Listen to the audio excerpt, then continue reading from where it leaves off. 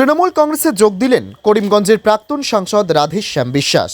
AIUDF দলের এই নেতা আজ আনুষ্ঠানিকভাবে যোগ দিয়েছেন মমতা ব্যানার্জির তৃণমূল কংগ্রেসে। শিলচর রাজীব ভবনে অনুষ্ঠিত হয় তৃণমূল কংগ্রেসের যোগদান সভায় রাজ্যসভার সাংসদ সুস্মিতা দেবের হাত ধরেই তিনি দলে যোগ দিয়েছেন।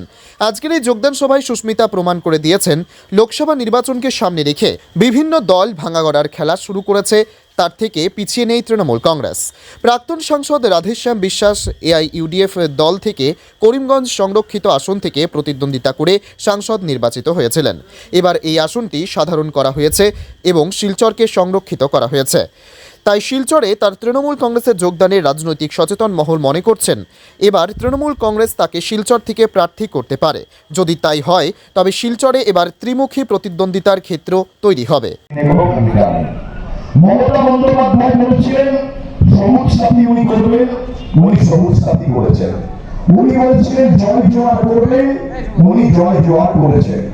মমতা বন্দ্যোপাধ্যায় যা বলেন তাই কিন্তু আমাদের দিদি করে দেখান। এই জন্য আমি বলতে চাইছি যে মোদিজির গ্যারেন্টি আমাদের দরকার নেই। মোদিজির গ্যারেন্টি থেকে আমাদের সবার জন্য ভালো হচ্ছে। নিউজ ডেস্ক, গণ আওয়াজ।